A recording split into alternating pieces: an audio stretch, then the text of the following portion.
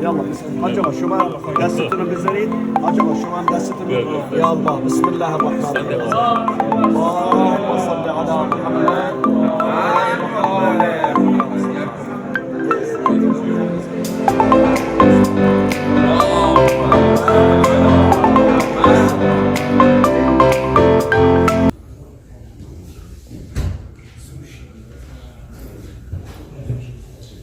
اللهم صل على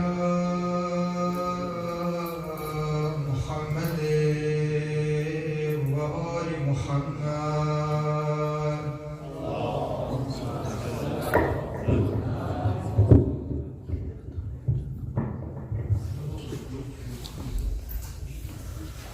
بسم الله الرحمن الأنصاري عن فاطمة الزهراء عليها السلام قال سمعت فاطمة أنها قالت دخل علي وإذا وجهه يتلالأ كأنه البدر في ليلة تمامه وكماله. اللهم صل على محمد وآل محمد.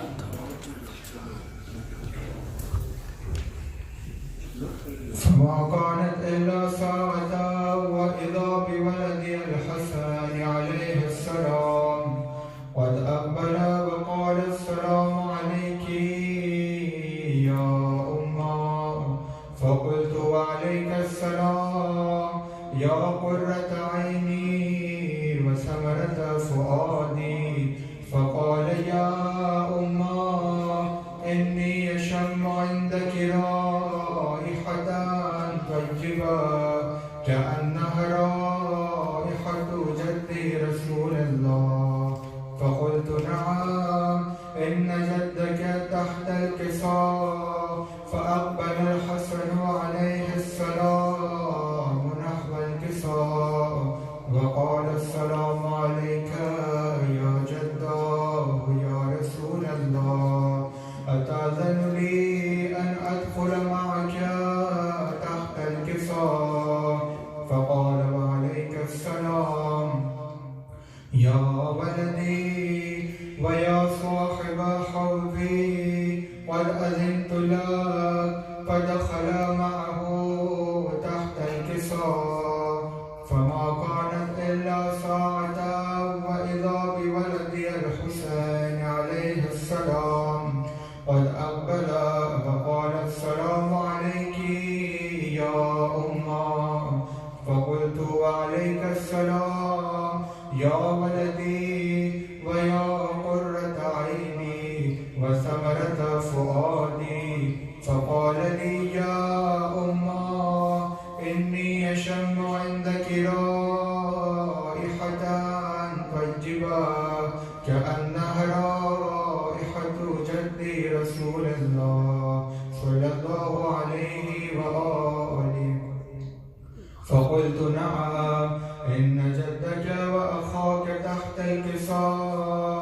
فدنا الحسين عليه السلام نحو الكساء وقال السلام عليك يا جدا. السلام عليك يا من اختاره الله. أتأذن لي أن أكون معكما تحت الكساء؟ فقال وعليك السلام يا ولدي ويا شافع أمتي قد أذنت لك.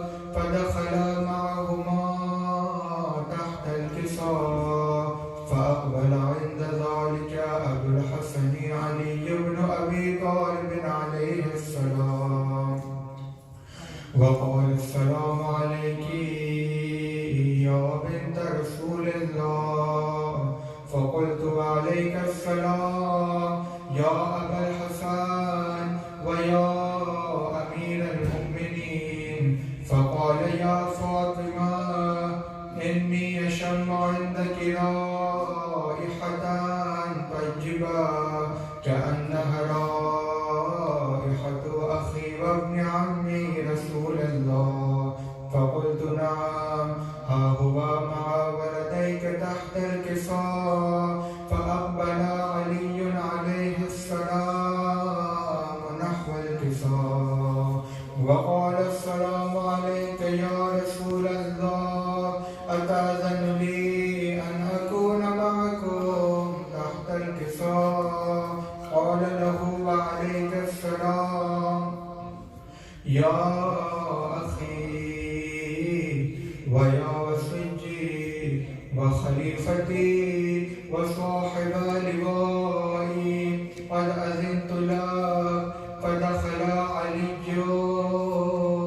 تحت الكساء، ثم أتيت نحو الكساء وقلت: السلام عليك يا أبتاه يا رسول الله، أتأذن لي أن أكون معكم تحت الكساء؟ قال: وعليك السلام يا بنتي ويا بضعتي، قد أذنت لك.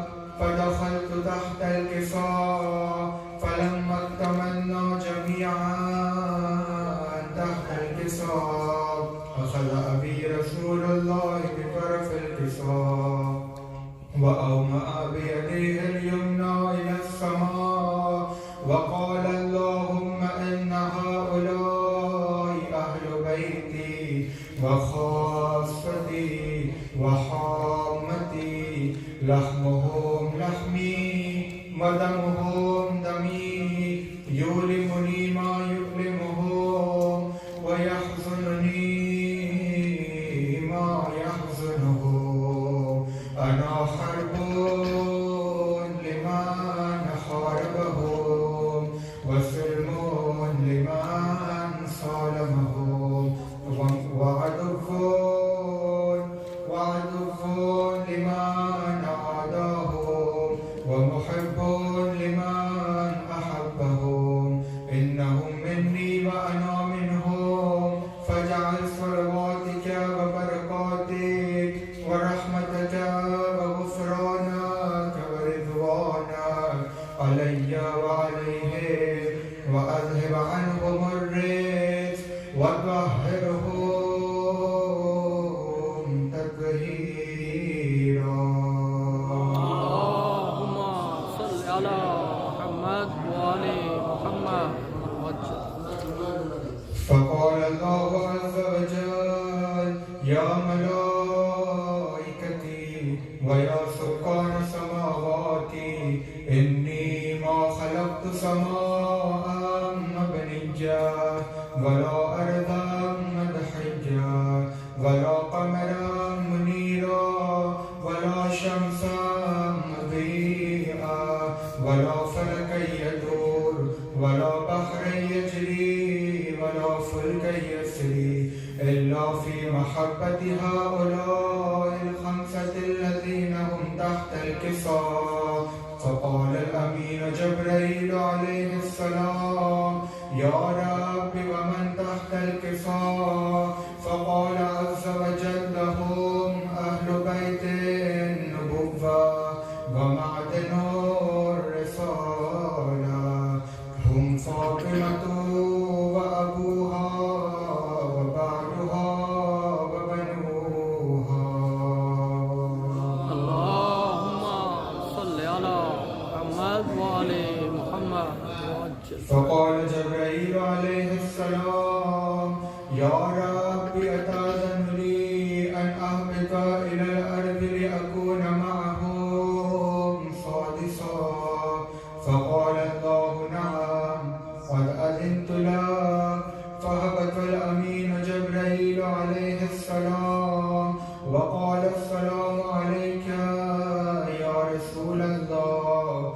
العلي الأعلى يقرئك السلام ويخصك بالتحية والإكرام ويقول لك: وعزتي وجلالي، إني ما خلقت سماء مبنيا ولا أرضا مدحجا ولا قمرا منيرا ولا شمسا مضيئا ولا فلك يدور ولا بحر يجري ولا فلك يسري إلا لأجلكم ومحبتكم وقد أذن لي أن أدخل معكم فهل تأذن لي يا رسول الله؟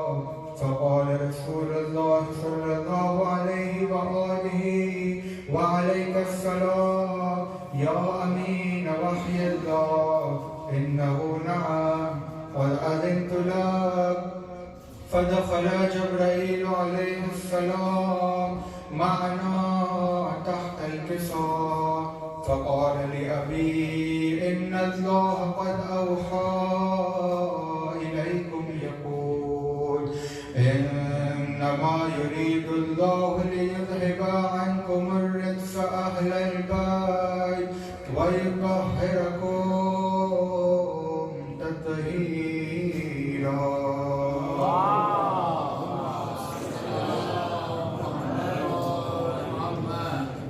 فقال علي عليه السلام لأبي يا رسول الله أخبرني ما لجلوسنا هذا تحت الكساء من الفضل عند الله.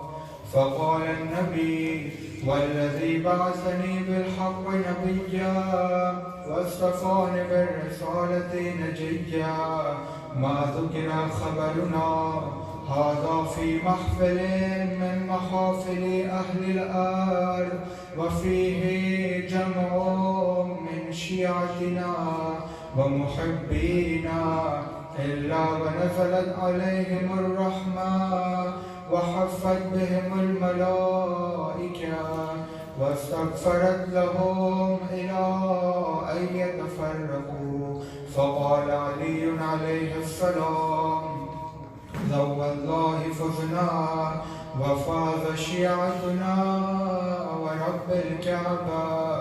فقال النبي ثانيا يا علي والذي بعثني بالحق نبيا واصطفاني بالرسالة نجيا ما ذكر خبرنا هذا في محفل من محافل أهل الأرض وفيه جمع من شيعتنا ومحبينا وفيهم مهموم إلا وفرج الله همه ولا مغموم إلا وكشف الله همه ولا طالب حاجة إلا وقضى الله حاجته.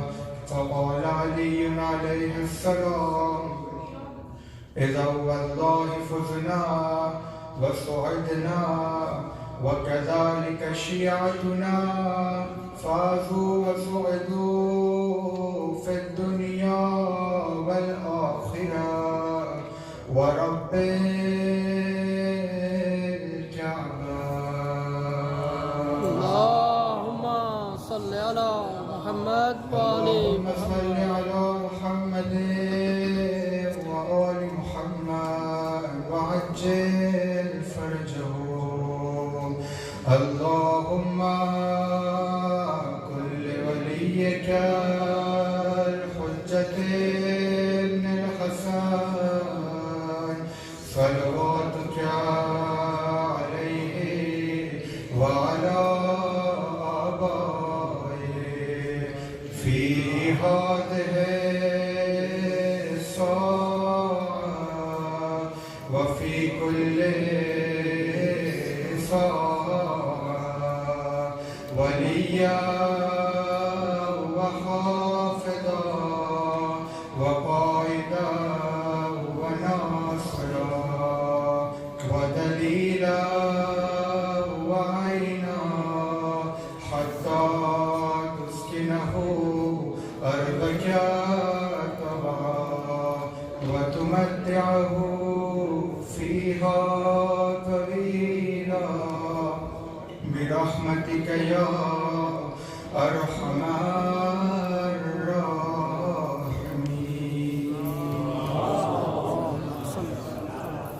بسم الله الرحمن الرحيم. الحمد لله رب العالمين والصلاة والصلاة والسلام على أنبياء الله جميعا وعلى سيدهم وخاتمهم حبيب إله العالمين أبي القاسم المصطفى محمد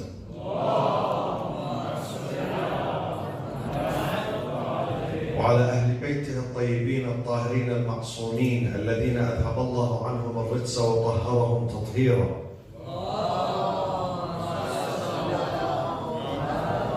وعلى سيدنا ومولانا وقائدنا الإمام الحجة بن الحسن المهدي المنتظر أرواحنا له الفداء، وعجل الله تعالى فرجه الشريف وجعلنا من أنصاره.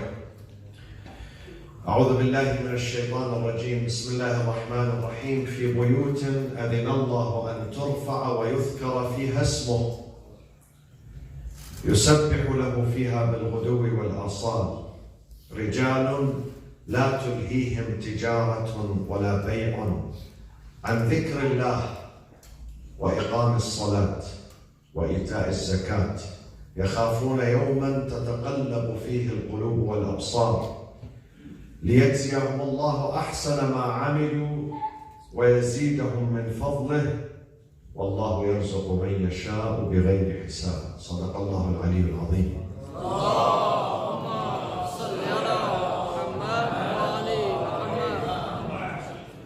This verse is in Surah An-Nur, chapter 24.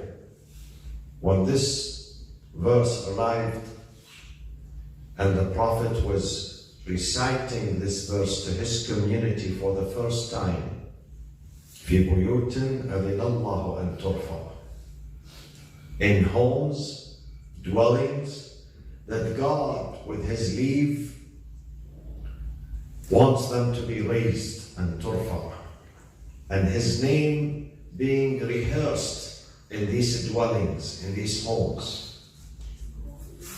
So the Prophet speaks to his community in his mosque, and his companions were sitting listening. Abu Bakr stood.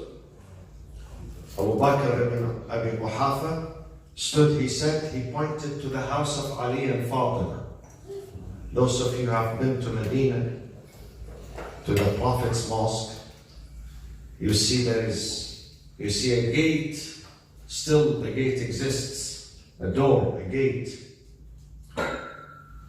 They refer to this gate as Bayt Fatima, the house of Fatima alayhi salam. The same house where Imam Ali and Fatima lived in it, which is inside the mosque, So he said, Ya Rasulullah, hada minha, is this house of Ali and Fatima included in this verse? Included in these homes that God wants them to be risen? The Prophet answered, قال هذا من أفاضلها. This is number one house which is mentioned in this verse. This is the top house at the top of the list that is mentioned in this verse. Why God speaks about the house of Ali and Fatima as being a model? He mentioned that in a special verse in chapter 24. And chapter 24 is important because it speaks about family values, speaks about chastity, speaks about self-respect for men and women, how to control their lust, how to protect themselves, how to cast their eyes down, how to protect your family, your society, your house from deviation. So God speaks about the house of Ali and Fatima, and He says buyut. Bayt has a special connotation, special meaning. Bayt is not just a physical structure. Bayt is not only a material structure, a house which is made of bricks. Bayt here is a reference to the values of that house, the values that are carried by the people of that house. This is the meaning of Bayt. Bayt is a reference to the moral values, the human values of that house. to the values of honesty and integrity and dedication and ikhlas and sincerity. This is why the Arabs, when they refer to a family, they say Baytu Fulan, Baytu Fulan. They don't say A'ila, they say Bayt. Bayt means it's an institution. It's an institution. Not just a physical apartment, a physical mansion, a physical house, a physical condo. No, it's an institution. An institution based on moral and human values. في بيوت أذن الله أن ترفع ويذكر فيها اسمه. Always the name of God is being rehearsed. In some homes, music is being rehearsed 24/7. Songs being rehearsed. Ghiba, backbiting, tale-bearing, namima. False statements being rehearsed. In some homes, someone was telling me, a mother came to me one day, she said, their father, the father of my kids, always used profanity at home. From day one that I married him until he died. He uses profanity. This is why his kids today, they use profanity at each other. They scream at each other. They use bad words against each other. So in some homes, the profanity is used by mothers and fathers. What do you expect the kids to do? To learn akhlaq? To learn to speak nice and good? God says in the Quran, وَقُولُوا لِلنَّاسِ حُسْنًا. Speak good. Guard your tongue. Your tongue is a big responsibility. Every statement you make is being recorded. God says in the Quran, مَا يَلْفِظُ مِنْ قَوْلٍ إِلَّا لَدَيْهِ رَقِيبٌ عَتِيدٌ. 2 angels are recording everything you say. Don't think that you said something and nobody heard you. There are 2 angels. مَا يَلْفِظُ مِنْ قَوْلٍ. Whatever utterance the human does, إِلَّا لَدَيْهِ رَقِيبٌ عَتِيدٌ. 2 angels are recording everything we say. And they're going to show these statements on the Day of Judgment. On the Day of Judgment we come, our actions, our statements are shown right before our eyes. A huge screen on the Day of Judgment. And other peoples are going to see. وَكُلَّ إِنسَانٍ. These are not fairy tales, these are not fictions, these are facts mentioned in the Quran. وَكُلَّ إِنسَانٍ أَلْزَمْنَاهُ طَائِرَهُ فِي عُنُقِهِ وَنُخْرِجُ لَهُ يَوْمَ الْقِيَامَةِ كِتَابًا يَلْقَاهُ مَنْشُورًا. We're going to extend for him a kitab, a recorder, a screen where he can see his actions and his statements and his sayings and his deeds. The good and the bad. Both, good and bad. وَنُخْرِجُ لَهُ يَوْمَ الْقِيَامَةِ كِتَابًا يَلْقَاهُ مَنْشُورًا. Be careful of what you say inside the house. Be careful. Guard your tongue. You have to be very careful. Mothers, fathers, brothers, sisters. If you are the elder brother, if you are the younger brother, you are a role model. People learn from you. Try to teach your children to speak nice, to be polite. They get reward. Even when you say a small sentence, good sentence, you get reward, you get credit for that. You get credit for that. And we need these points, we need to gather these points. We need them for the Akhirah.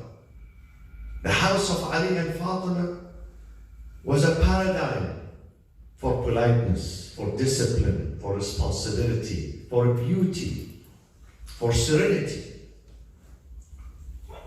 The Prophet had many properties and many homes. The Prophet had many wives, we know that.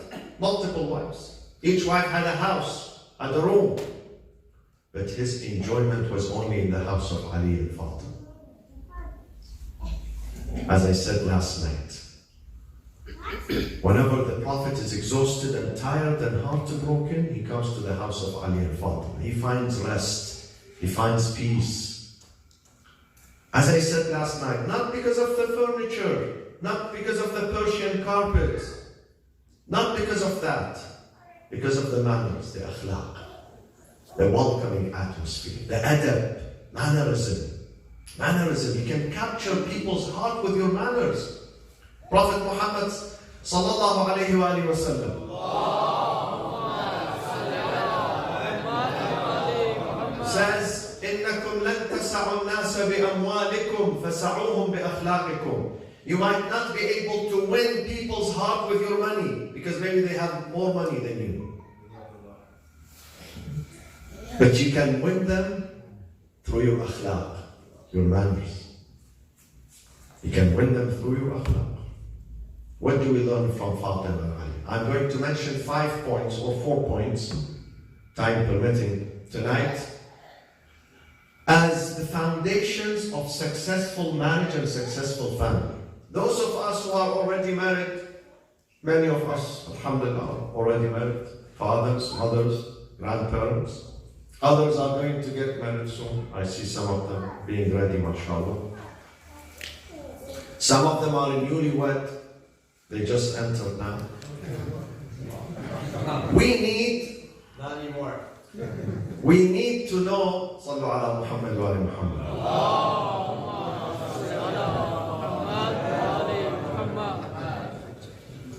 5 points. We draw inspiration. My friends, why do we commemorate the wilada, the shahada of our imams? Why? To learn lessons, to remind ourselves, so we don't forget them. To remind ourselves, we are not doing them a favor, we are not benefiting Fatima Zehra when we are celebrating her tonight. Fatima Zehra is in the highest point. She doesn't need more credit. We are benefiting ourselves. We are learning from them. Those are role models. Those are sources of inspiration. As I said last night, Christianity brings you Jesus down, brings God down to the earth. Says this is God. Jesus is God. Look at him. Look at the way he walks, he speaks, he eats. This is his picture, this is his statue, this is his thing. We don't have the same in Islam. We can't bring, can you bring God down? You cannot bring him down. God says, rather than me going down, which I can't do that because I don't have physical structure, and I'm everywhere. God says, وَهُوَ مَعَكُمْ أَيْنَمَا كُنْتُمْ. In every corner God exists. If Jesus is in one corner, God is in every corner. أَيْنَمَا تُوَلُّوا وُجُوهَكُمْ فَثَمَّ وَجْهُ اللَّهِ. Whatever you turn your face, God is there. But then we say, God, I need physical examples. He says, physical examples, I'm going to create for you. إِنَّ اللَّهَ اصْطَفَى آدَمَ وَنُوحًا وَآلَ إِبْرَاهِيمَ وَآلَ عِمْرَانَ عَلَى الْعَالَمِينَ ذُرِّيَّةً بَعْضُهَا مِنْ بَعْضٍ وَاللَّهُ سَمِيعٌ عَلِيمٌ. I'm going to present you with a human beings, mortals. They have physical structures. They walk among you. So look at them. Look at how they act. Look at their lifestyle. Look at their statements. Look at their behavior. Examine it. لَقَدْ كَانَ لَكُمْ فِي رَسُولِ اللَّهِ أُسْوَةٌ حَسَنَةٌ. Rasulullah is not just a messenger. Rasulullah is a role model. A role model. Ibrahim, لَقَدْ كَانَ لَكُمْ فِي إِبْرَاهِيم. God says, Ibrahim alayhi salam, Uswa, role model. Fatima Zehra is a role model. Imam Amir al-Mu'minin is a role model. Why their marriage was stable? Because of miracle? Just because of miracle? No. Not because of miracle. They were human beings. Their life was normal. It wasn't miracle. Yes, the Prophet prayed for them, definitely, to make their life stable. But because of their personal effort, because of their sacrifice, because of their sacrifices, their marriage was stable. I'm going to mention a few points. Why the marriage of Ali and Fatima was the most successful and the most fruitful marriage in the history of mankind. And I mentioned to you part of their challenges and difficulties last night. One of it is lack of food. How many of you goes to bed with an empty stomach, starving? How many? Maybe it happens one in a blue moon. Not because you don't have food, because you are lazy, you don't cook. There is food, but you are too lazy to eat. They didn't have food to eat at that time. They didn't have food. psychological warfare against the Muslims. Always Medina being attacked by armies from all directions. So it was a state of emergency. Every single day was a state of emergency for them. But yet, inside the house was peaceful. How did they do that? Why we don't have the same? We have everything. There is no state of war here. But inside our homes, there is tension. Not your house, alhamdulillah, your house is stable, but many others. There is always tension. There is always misunderstanding. Sometimes disrespect. Sometimes conflict. Sometimes they call the attorney. They file for divorce. Why, my friends? These are some points we have to share. We strengthen our marriages and our families and our children through the house of Ali and Fatima alayhim as-salam. When we remember them, when we pay tribute to them. Number one advice Fatima and Ali have for us, alayhim as-salam. How to stabilize your marriage. How to make it productive. How to make your house, even though it's small, 1-bedroom apartment, but it is a center of comfort and peace and happiness. And you look forward to go back to your home. Some people look forward to run away from home. To run away.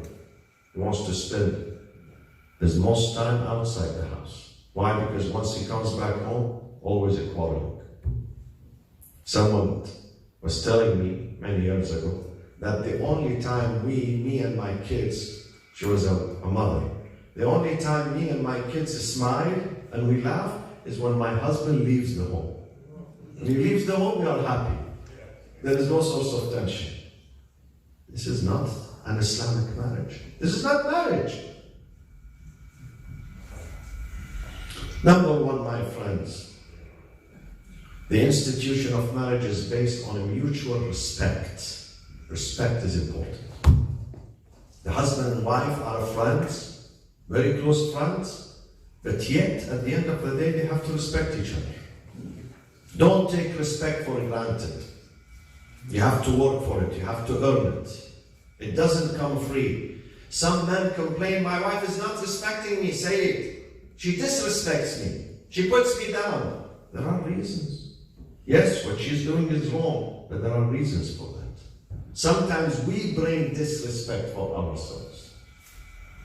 When you don't act in an honorable way, people are not going to respect you. Your wife, your kids are not going to respect you. So mutual respect is important. Sometimes at home, you are not desperate for food or a drink or bed, but you are desperate for attention and love and care and respect. You are looking for a warm heart to welcome you, to respect you, to say something good to you. Sometimes you yearn to hear a very small sentence. Rasulullah sallallahu alayhi wa sallam says, a husband must always say to his wife, أحبك. قول الرجل لأهله أحبك لا يخرج من قلبها. If you want to plant a word in your wife's heart and mind, which is permanent, then say to her, genuinely of course, say to her, I love you. I love you. And of course you cannot say I love you when you lie. It has to come from the bottom of your heart.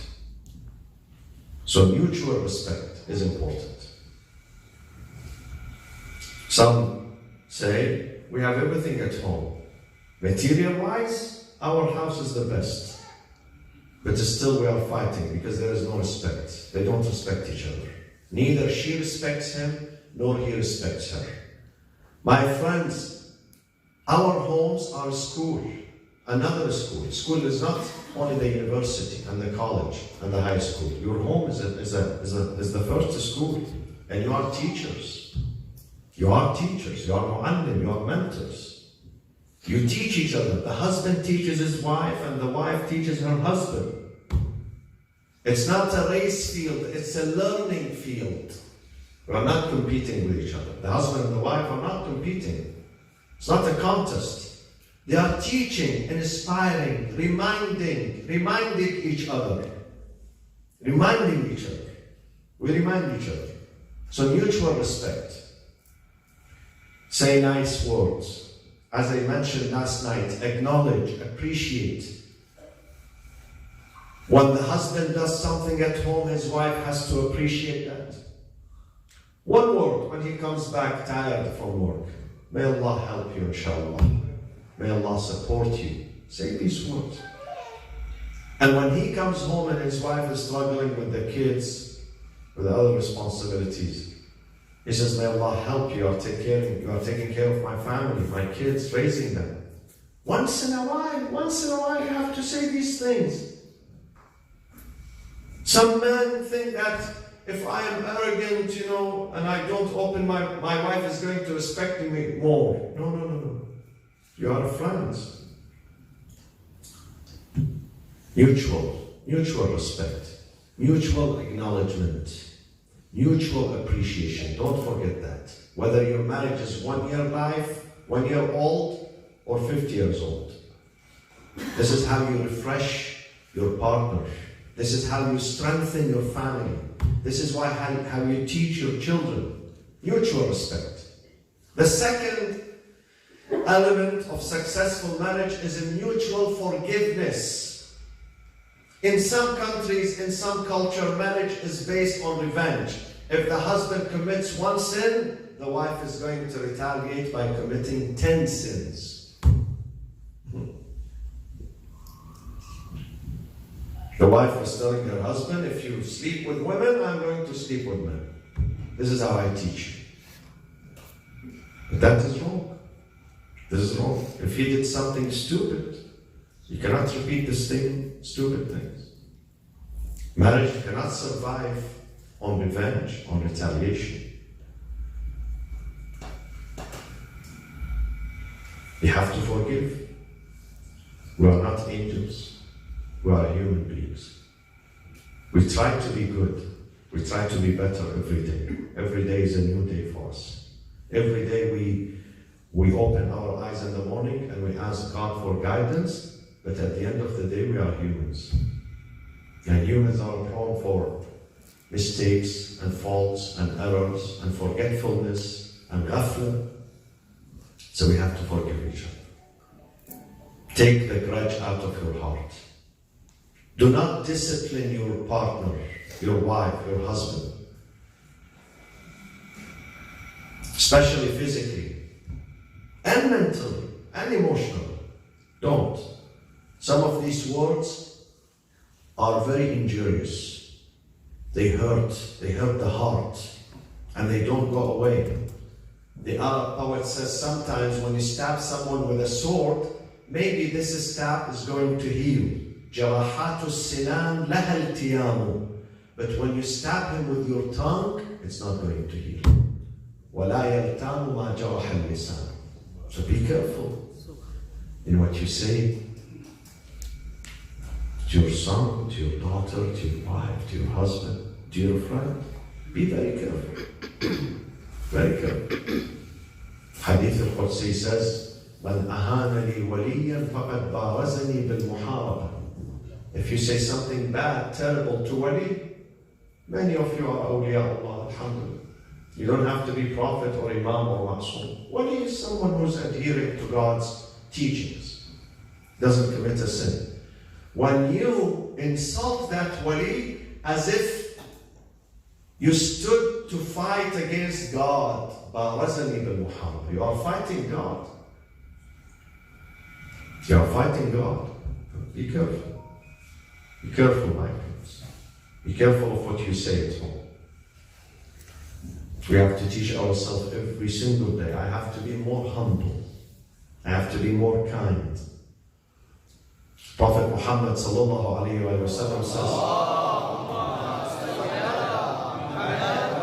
أقربكم مني يوم القيامة أقربكم لأهله. If you want to reserve a seat next to me in my neighborhood, to have your house in the Prophet's neighborhood, in paradise. You need to purchase a piece of land, a plot, to build it, have a house, then be kind to your family. Be close to your family. Emotionally, be close to them. Serve your family. Be humble to them. أقربكم مني يوم القيامة أقربكم لأهله. Then he says, وأنا, I am your leader, your role model. أقربكم لأهلي. I am the closest one among you to my family. I'm very humble with my family. Some members in his family were troublemakers. If you don't believe me, read chapter 66. Read it tonight. Tahrim. And see who was troublemaker in his family, in his house. But the Prophet was patient. Prophet was patient. Some people conspired against him inside his house. He was patient. God says, if you keep conspiring, I'm going to divorce you. عسى ربه إن طلقكن أن يبدله أزواجا خيرا منكم. God says, I will kick you out and bring others instead. This is in the Quran. This is in the Quran, chapter 66. But the Prophet was patient. He was patient. He was humble. You have to have patience. You can't, with every quarrel, go and file for divorce and leave the house. The other day, a lady called me. She said, every time I sit with my husband to discuss something, he gets angry and he leaves the house. He leaves the house. This is your house. You should just leave the house. Where do you go? God has given us a brain and intelligence. الرحمن علم القرآن خلق الإنسان علمه البيان. Intelligent speech. Use your intelligence when you speak to your wife. Use your intelligence. علمه البيان. You don't have to leave the house. Animals, they might fight with each other over food or something else, but we are not animals. We have bayan. We have intelligence. We need to communicate. We need to speak. Sit and speak in a civil way. Listen to each other. We have to listen to each other. The husband has to listen to his wife. The wife has to listen to her husband. Before we go to a third party, let's speak. Let's discuss this ourselves. Allah says there are solutions, but sometimes we decline. Sometimes we are not ready to listen to each other. Sometimes people interfere in our marriages. Our in-laws, they do interfere. Sometimes our parents interfere wrongly.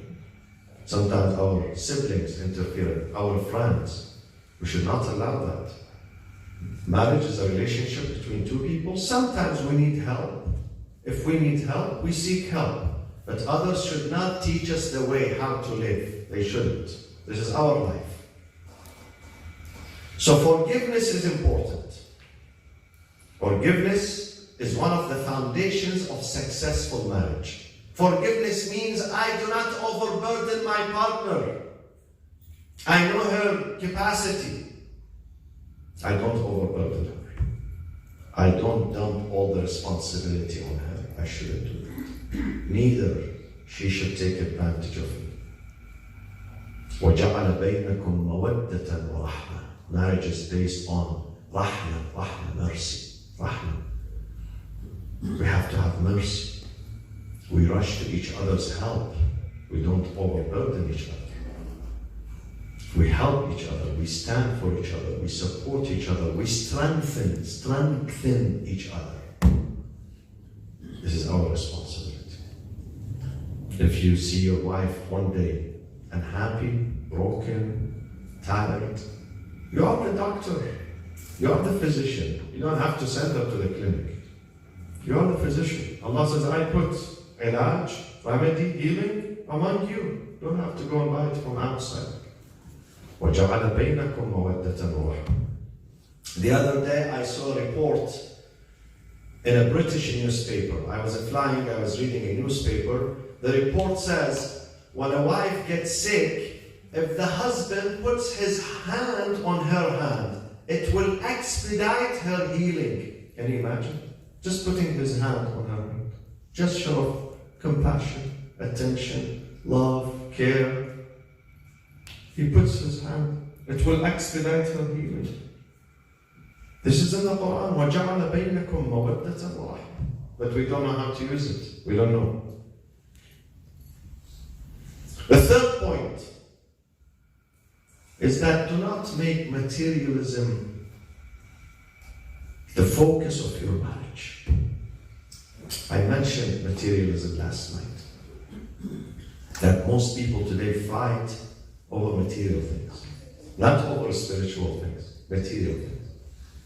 If you look at divorces and disintegration of the families, 99% of them are about money, about materialism, about dunya, fighting over dunya. Don't make materialism the center and the focus and the center stage of your marriage. Your marriage has to revolve around human and moral principles and merits and values. You are building each other.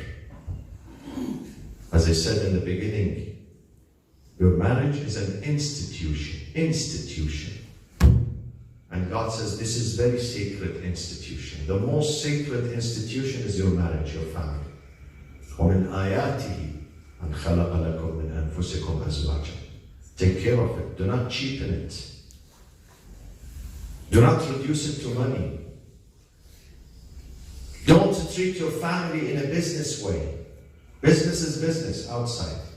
When you come home, treat your family with your values, with your principles.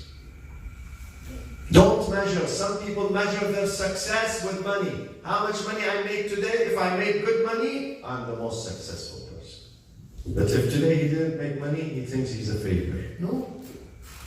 This is not the case. Sometimes a week goes by, you don't make money, but you make values. You save people. You help people. It's not all about money. It's not all about your bank account. It's about your heart. It's about your society. It's about your akhirah. Sometimes you travel somewhere else to save a community, to save a family, you don't make money, but you make thawab. Thawab. You make saving for your akhirah. This money you're going to spend it here. These banknotes are going to be spent here, but the thawab is going to remain for you there. God says to the Prophet sallallahu alayhi wa sallam,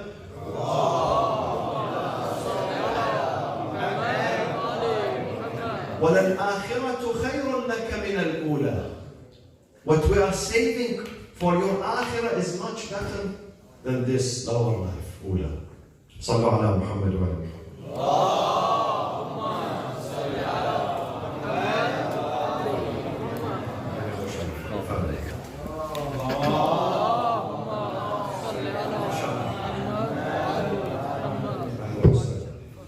صلوا على محمد وعلى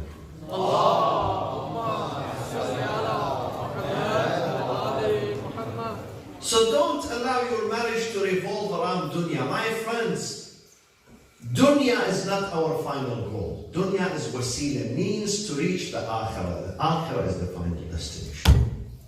Akhirah. The main hub is the akhirah, not the dunya. Dunya is a transit lounge. You go to this airport, you have a transit lounge. You go to the gate, you sit there 30 minutes, 1 hour, then you board. You don't stay at the gate forever. This is a gate. We are staying at a gate. This life is a big airport, and this is a transit lounge. We are waiting to leave. Sometimes 30 years, 40 years, 50 years, 70 years, 90 years, but then we leave. Dunya is wasila, is a bridge, connector. So don't put all your focus, all your concern on material success here. Don't. One of the most mesmerizing verses in the Quran is when God says, لِكَيْ لَا تَأْسَوْا عَلَى مَا فَاتَكُمْ وَلَا تَفْرَحُوا بِمَا آتَكُمْ. Amir al-Mu'mineen alayhi salatu wassalam says, جُمِعَ الزُّهْدُ كُلُّهُ فِي كَلِمَةٍ وَاحِدٍ. All asceticism, zuhd, have gathered in one small sentence in the Quran. لِكَيْ لَا تَأْسَوْا عَلَى مَا فَاتَكُمْ. Don't worry about, what you have missed. Some people said, well, I missed this marriage opportunity. I wish I had married someone else. I wish I had moved to this city. I wish I had this career. I wish I had gone to this college, to this city, to this, Khalas, past is past. Focus on your future. Don't sit there and cry for the past. Things happened 40 years ago, 30 years ago. Yes, cry for your sins. If you have committed a sin, you have to cry. Because that is the prerequisite for maghfirah. But when it comes to material things, don't cry about them, khalas.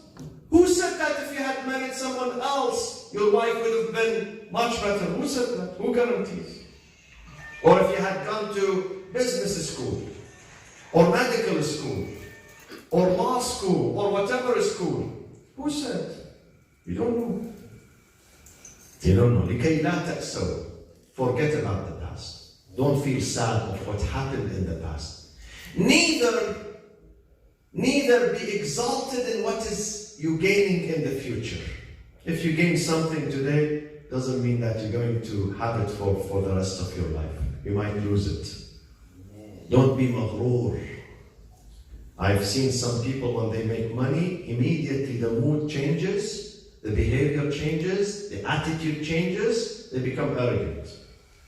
I have friends who were with me when we were against Saddam Hussein. The day they were appointed minister, he does not even answer your salam. He's completely someone else.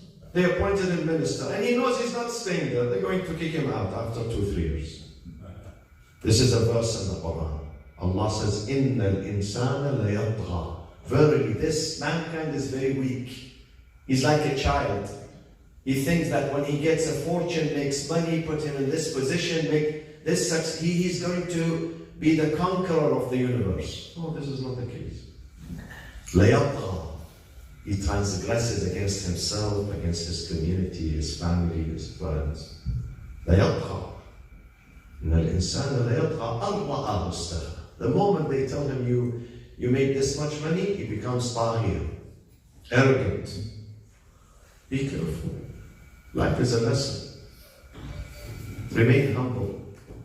Imam Ali alayhi salam would look at gold and silver. In Baytul Mal, there were real gold, huh? Nowadays, money is not gold. Gold is the reserve in the central bank. We use these papers. But at that time, it was real gold and real silver. He would look at them and he says, Ya dunya ghurri ghayri. You are not going to change my manners and my akhlaq. I am the same Ali ibn Allah. And oftentimes, he empties the house, he distributes the wealth, he goes home hungry to discipline himself. This is Ali ibn Abi Talib. We cannot be like Ali ibn Abi Talib, definitely. Ali himself, he says, you cannot. وَلَكِنَّكُمْ لَا تَقْدِرُونَ عَلَى ذَلك. One day he said, أَلَا وَإِنَّ إِمَامَكُمْ. Look at your imam, your leader. قَدْ اكْتَفَى مِنْ دُنْيَاهِ بِقِنْرَيْهِ. He has only 2 sets of it. وَمِنْ طُعْمِهِ بِقُرْصَيْهِ. His food, his daily meal, 2 loaves. 2 loaves of bread, no more than that. أَلَا وَإِنَّكُمْ. But you cannot do that. I'm not expecting you to eat only 2 loaves of bread. Neither to have 2 sets of dress. لا تقدرون. I know you cannot do that. I am different than you. ولكن, but on the other hand, أعينوني, help your imam, discipline yourself, بورع واجتهاد وعفة وسداد. Wara' means the fear of God. Ijtihad means hard working. Be a hard working person. Wa'iffa, you have to have chastity. Rich here. Some people, their bank accounts is full of money, but the heart is empty. The heart is bankrupt. And some people, he has no single penny in his bank account. His heart is the richest heart in town. You think he's a multi-billionaire, but he doesn't have money. Because he doesn't cheapen himself, he doesn't lower himself. He has riches here. Riches. One day came to me, couple to divorce. I said, why? She said, because he doesn't spend money on the family. I said, but he's a millionaire. I know. He said, MashaAllah, Allah has given. She said, yes, say it. Right. Millionaire in his bank account, but his heart and his soul, he's cheap. He's broke. He doesn't give. Amir al-Mu'mineen says, your heart has to be rich. Don't lower yourself. God is going to send you. God is going to give you. بورع واجتهاد وعفة وسداد.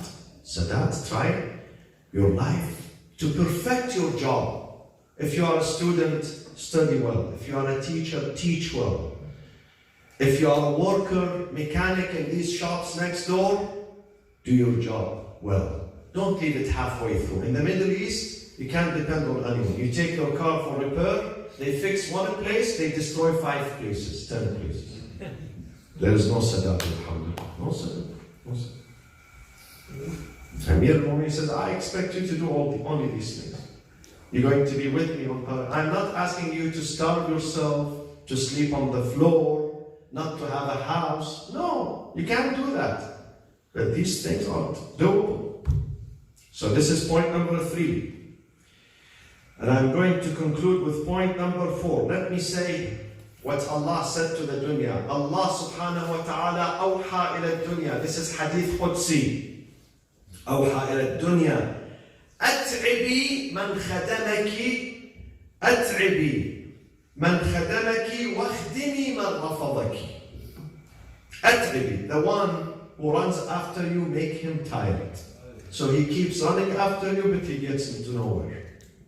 He cannot fulfill his mission. He runs after dunya day and night. He collects money and money, but at the end of the day, he's dissatisfied. He's not happy because he wants more money. His goal is only money. His goal is not to bring relief, happiness to his family, to his country, to his community. No. Money, money, money, money. He gets tired and he cannot accomplish his goal. He cannot.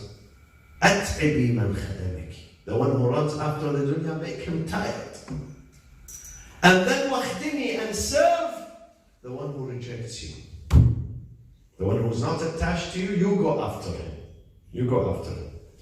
You know, some women in the society, some beautiful women, if you don't give them attention, don't look at them, they run after you.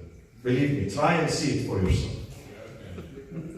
But if you look at them and keep, they are going to disrespect you. They don't care about you. With all due respect to all women, of course, we are not saying anything bad about them. But this is a reality. Dunya is like that. Dunya, if you run after the dunya is going to run away from you. You are not going to get it. But when you neglect the dunya comes after you. The dunya itself will come after you. And last point, there are many other points. My friend, the most beautiful thing in this life, our life, and we are guests here, and I mentioned this last night, we are guests here. Our relationships.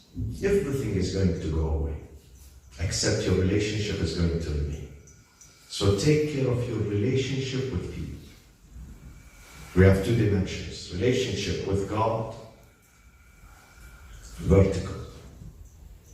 And relationship with people, which is horizontal. Both are important. If your relationship with God is good, it's going to reflect on your horizontal relationship. If you fix your friendship with God, your relationship with God, your companionship with God is excellent, believe me, you're going to have the best life with your wife, with your kids, with your neighbors, with your friends, with your co-workers, with everyone else. You're not going to have any problem with anyone. Because this relationship is good. It's going to reflect on your lower relationship. The higher one is going to reflect on the lower one. But if that relationship is bad, we just say, Ya Allah, when we are in state of emergency. But when we are full, when we are happy, when we are making money, winning, we don't say Ya Allah. We forget about Allah. We call upon Him, He's just like 911. Whenever you are in trouble, you call 911. This is how some people deal with God. They have seasonal worshipping. They forget Him.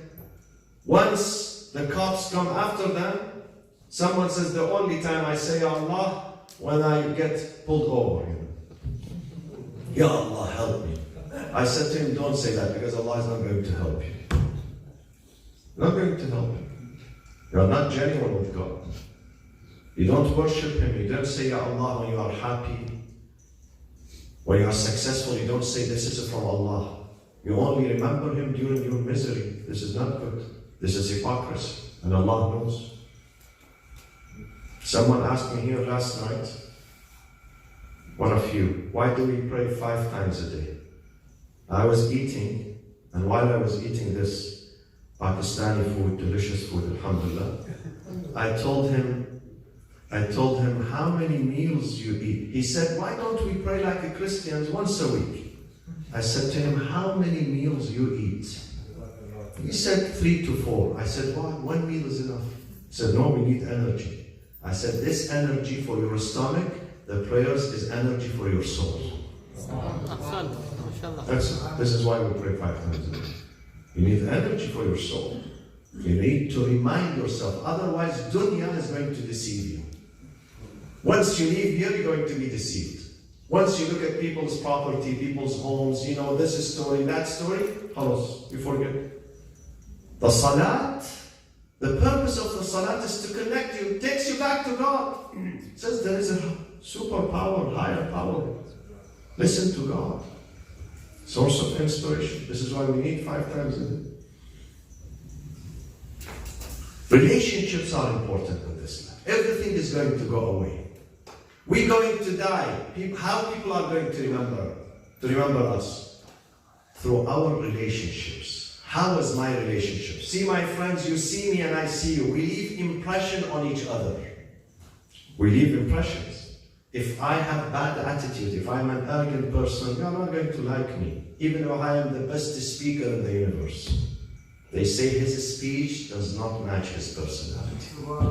His speech is something and his personality is something else. We leave impression on each other. So let's leave positive and good and nice and beautiful impression. And you get thawab for that. Sometimes through your humility, you inspire others. Oftentimes I say, we don't have to lecture every time. Walk the walk and talk the talk. That's it. Someone was saying in America, I put La ilaha illallah Muhammad Rasulullah in front of my house. I have a banner so people know I'm a Muslim. I said, no, don't do that. He said, why? I said, you don't have to put a banner. Your behavior in the neighborhood is going to tell them you are a good Muslim. Your behavior, your akhlaq. You don't have to put a banner. No. Behave well, they know you are a good Muslim. Let me conclude with this story. One day I was in St. Louis, Missouri, at a conference which is made of mostly 90% were Arabs. 90%. I finished my speech. I was going through the lobby to my room, take the elevator to my room. Someone stopped me. White American. He said, Imam, can I have a word with you? I said, yeah, sure. So we went into one of the rooms, the workshops. We sat there. He said, I want to embrace Islam. I said, why do you want to embrace Islam? What's the reason? He said, the long story. He said, I'm American, I work here. And I remember he said, I work for a cell phone company. One day, someone knocked at my door. It was around sunset time. I opened the door, a boy of 10 years old, carrying a dish of food. He said, this is for you. I said, who? We don't have. I asked my wife, did you call for, did you order food? She said, no. I said, well, what is this? He said, we are here, next door neighbors. So I took the food and I went to my wife and I said, our neighbor sent us food. Doesn't happen in America or Canada. Neighbors that you don't know them. Sometimes you know them, you have a relationship. So he says, we started laughing and I dumped the food, in the trash. He says, the following day again, around the same time, I had just came back from work. They knocked at the door again. This time the same boy, with a dish in his hand and his father with him. So he said, I was, surprised. I said, what's wrong with you guys? We don't need food. We have food. The father said, yes. The father spoke with broken English. He said, we are immigrants. We just came into this neighborhood. This is our house. And this is a month called Ramadan.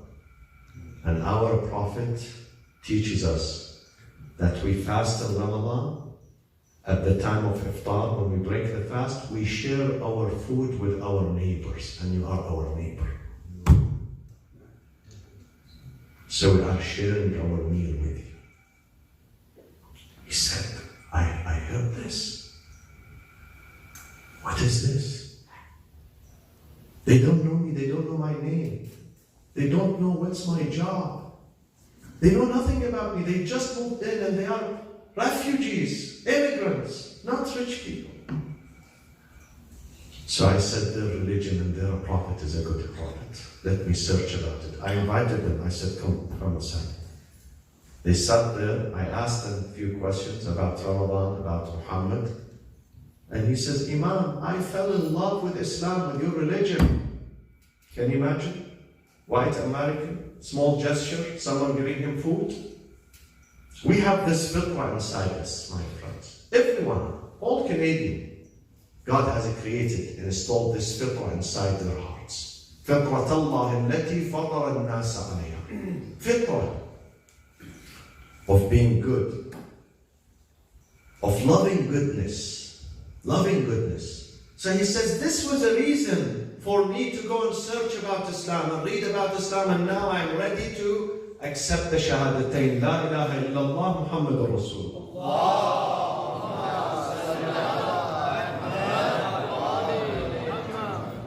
My friends, Ahlul Bayt are a treasure trove for us. But we have to know how to introduce them to mankind, to people around us. Let's not misrepresent Ahlul Bayt. We should be good ambassadors. We have a big responsibility, especially in this country, in the West, in North America, to be good ambassadors. Sometimes you live in Pakistan, in Iraq, in Iran, in Afghanistan, you represent yourself. Here you do not represent yourself anymore. Not only yourself, you represent your religion too. So be careful in what you say and what you do. Sallallahu alayki ya Fatima Zehra. Ya bint Rasulillah. Though we are celebrating her milad, Dr. Zaidi asked me to do a little bit of musibah, which has barakah, inshallah. Imam al-Sadiq says toward the end of her life, Fatima alayhi salam became pale, became weak.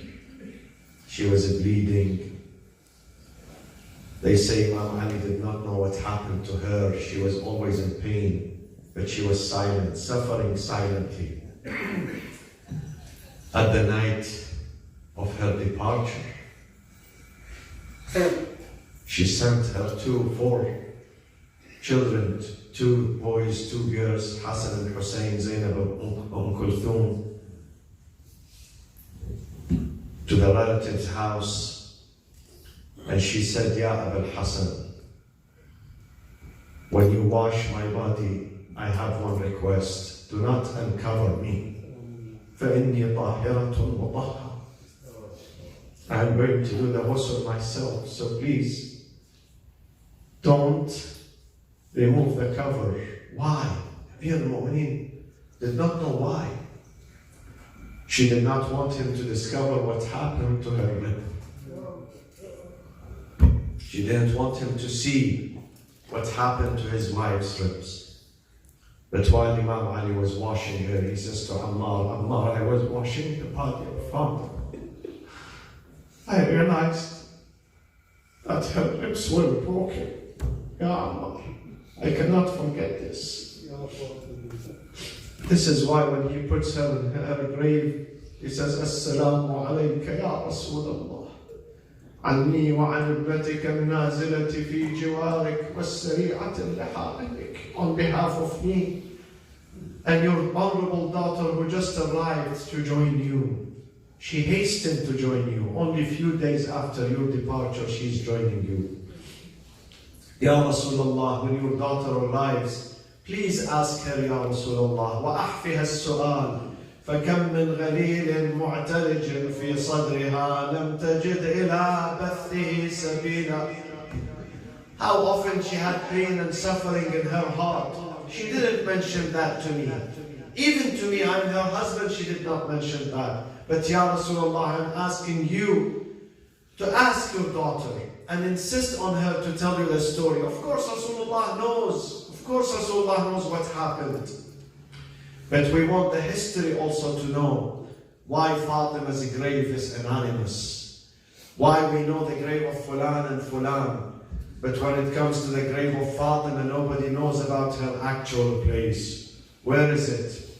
So history knows that the only beloved daughter to our Prophet Muhammad sallallahu alaihi wasallam was abused, was tormented, was harassed, were persecuted. She was hurt. History knows about that. And Fatima would come on the day of judgment and stand before Allah subhanahu wa ta'ala. And the day of judgment, where things are going to settle on that day, she comes and she would raise her grievance before Allah subhanahu wa ta'ala. وَلَسَوْفَ تَأْتِي فِي الْقِيَامَةِ فَاطِمٌ. She would stand before Allah subhanahu wa ta'ala. Ilahi, look at what they did to me after the departure of my father. Look at what they did to my husband. Not only my husband, look at what they did to my children, one after the other. To Hassan, to Hussein, to Ali ibn al-Hussein, to Muhammad, all my children. How they were harassed, how they were killed and tortured by the enemies of Ahlul Bayt. Inna lillah وإنا إليه راجعون وسيعلم الذين ظلموا آل محمد أي منقلب ينقلبون والعاقبة للمتقين. اللهم اغفر للمؤمنين والمؤمنات والمسلمين والمسلمات الأحياء منهم والأموات. تابع اللهم بيننا وبينهم بالخيرات إنك مجيب الدعوات إنك غافر الخطيئات إنك ماحي السيئات وجاعلها حسنات. Oh Allah, accept this a'mal from us, these majalis from us. Oh Allah, credit us in our diwan and our book with the reward, the thawab of attending and participating and giving and working and donating for the majlis and the majalis of Ahlul Bayt alayhim as-salam. Oh Allah, bestow upon our families, our children, inshaAllah, happiness, stability, guidance, Ya Arhamar Rahimeen. Keep us firm on the path of the wilayah of Amir al-Mu'mineen alayhi salatu wassalam. And grant us the gift of visiting Ahlul Bayt, in particular the shrine of Imam Hussein alayhi salam in Karbala, and receiving his shafa'ah, the shafa'ah of his honorable mother, the shafa'ah of his grandfather Rasulullah on the day of judgment. I ask you to join me to recite Surah Al-Fatiha for the parents of Dr. Zaidi and the father of his wife, and for Allah, the souls of all the mu'mineen and mu'minat. مع الصلاة على محمد وآل محمد. اللهم صل على محمد وآل محمد. Please, only 5 minutes. We're going to have 5 minutes, and we request the ladies, since they sent the questions.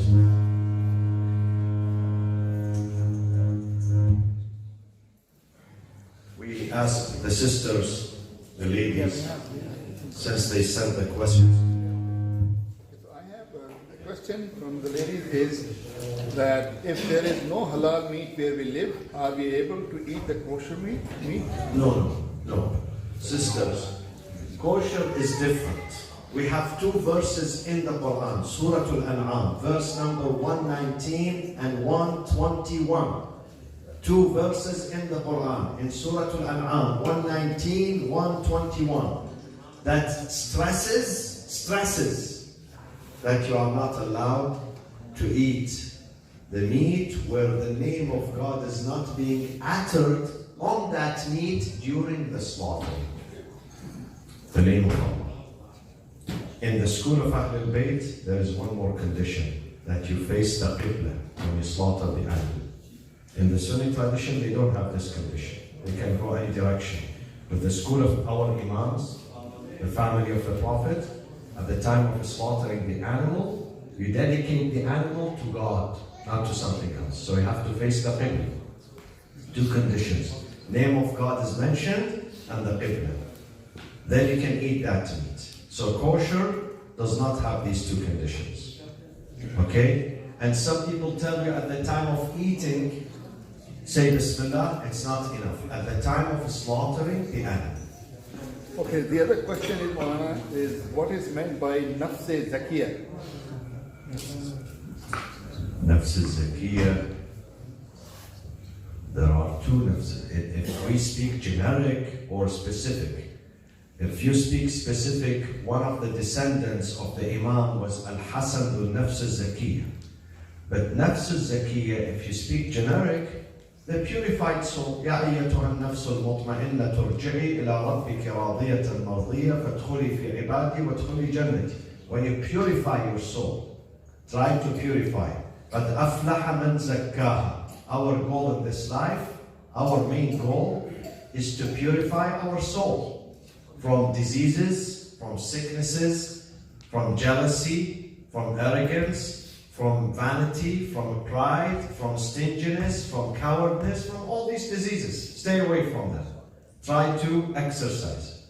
Many of you go to the gym, once a day, once a week, whatever.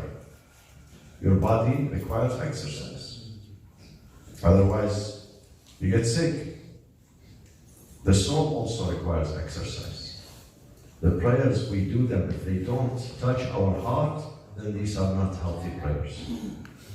So make sure that the dua that you read, even Hadithul Kisab, when you listen to the Quran, when you read the Quran, when you stand for prayers, when Ramadan comes and you fast, you purify your nafs. Stay away from these diseases. This is a nafsul zaki. Okay, and one more question. What is Mard Faqih, and does it appointed by God, or you can reach that stage with your own efforts? Mard Faqih. Mard Faqih?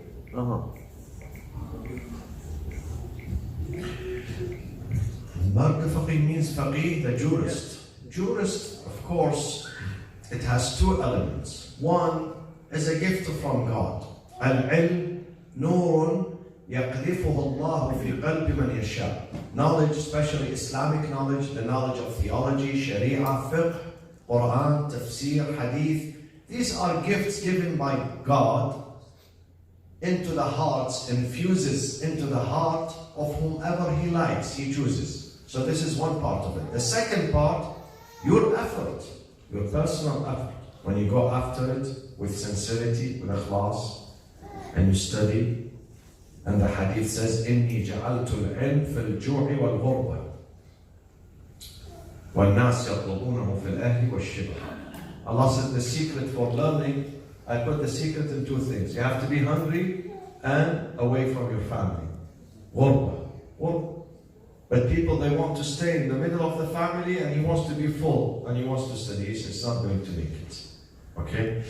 So the faqih reaches that stage through two things. His personal effort and also the help of Allah subhanahu wa ta'ala.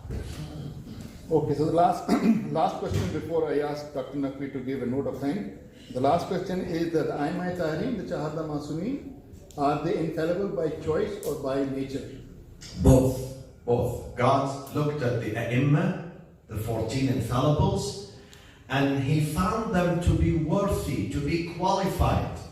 It's like when someone comes recruiting people for what? For military academy, top military academy. He goes to high schools, he looks at those who are powerful, muscular, tall, handsome. He says, we pick you up. So they have some boots in them. But then they take him to the military academy to train them. So both things. The person himself is qualified, and then they work on him. God looks at the people and He finds Ahlul Bayt to be worthy, qualified. So they have the seeds, they carry the seeds, but then God gives them more training. They have the first layer of protection and immunity, God will add the second layer from Him. But the first layer is from them. So it's not that they were not capable of doing sin. They were. They are able. They have the freedom. They have the choice. But they have reached a point that they are not going to do it. Otherwise, they are not handcuffed. If they are handcuffed, what's the point of being infallible? God is forcing them to be infallible. God is not forcing them. God has given them the choice, but they have a beautiful relationship for God. They are not going to betray that relationship. Subhanallah. Wassalamu alaikum wa rahmatullah. Over to Dr. Nabi for 2 minutes. She is going to give a note of thanks, 1.5 minutes. Hello? Okay, 2 minutes. Can you hear? Yes, please go ahead. Okay. I just, on behalf of Baabul Ilm Education Society, I just wanted to thank our brothers from Canadian Hussainia for the gracious hospitality, for the space that we got, and their help in arranging the program. Particularly, I wanted to thank Dr. Yasin and Brother Asim. Also wanted to just thank all the volunteers who helped us make arrangements, bring the food, help with the sufra and the niyaz. So thank you all for all the help. Thank you to all the participants, all the ladies and gentlemen who came for the lectures, and interactively participated with the scholar by asking questions. So thank you all for coming. And most importantly, the big thanks for Dr. Mustafa Al Qazwini, who took our request, came all the way from California to give the lectures. So thank you very much, and we were really, it was our pleasure to hear your lectures and also to learn from you. And I hope that this won't be a very big gap when we see you again. So thank you very much, Dr. Saab, and thank you everybody. Thank you.